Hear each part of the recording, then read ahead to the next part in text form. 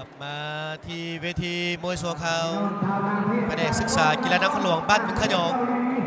มาชมศิลปะการต่อสู้มวยลาวศิลปะการต่อสู้ประจำชาติลาวเบิ่งคืนภาพซ่า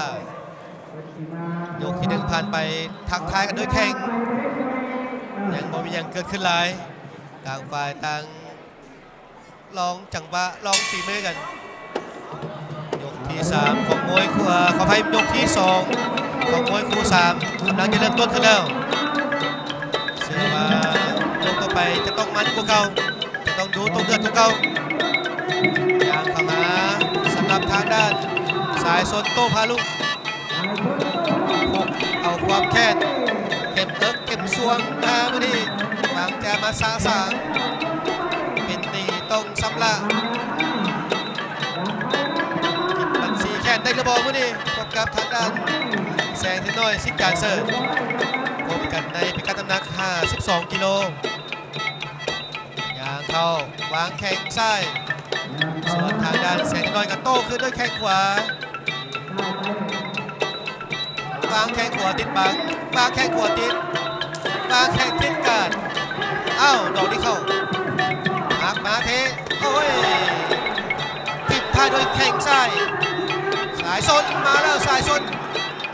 มาด้วยความแค้นมาด้วยความมั่นใจเมื่อนี้จะกำศาสนากลับขึ้นบ้านได้ระบอสายส้นเมืองสีโคตรบองแสงเทน้อยเมืองไซเสถากีฬาจากบ้านโนนเล็กมุมสีฟ้าไอ้มวยสิโต้พาลุงส่วนมุมสีแดงนั้นแน่นอนแสงเทียนน้อยสิทธิ์การเสิร์ฟบ้านสุขคำเมืองไซเสถามุมสีฟ้ายังคอยย่างเข้าหาซ่าเอาออกได้ต้องออกไปมวยคนนี้บนทันเห็นวงในยังเป็นวงนอกอุ้ยแรงกว่าของทางแสงเทียนน้อย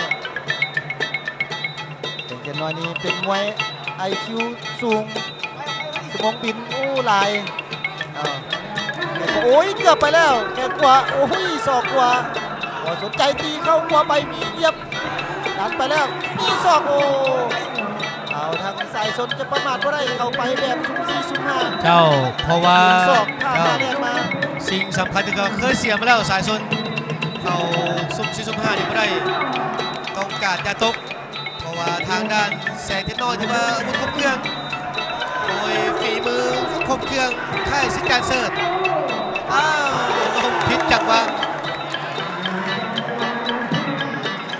นี่ถือว่าถ้าเป็นยก5 สิงห์ดำโอ้ยอันตรายนี่เป็นเพียงยก2เท่านั้นเวลาเส้นทางยังยาวไกลโอกาสจะแก้ตัวโอกาสจะเล่งโอกาสจะแซงยังมีสูงเบิ่งว่าผู้ใดจะดีผู้ใดจะออกได้เข้าตากรรมการไล่แขนวงในตีสายสนมาแล้วตีเข้าขวาทีบสกัดไว้ตีกองเล็งตีกองเชิงเบิร์ดโยกก่อน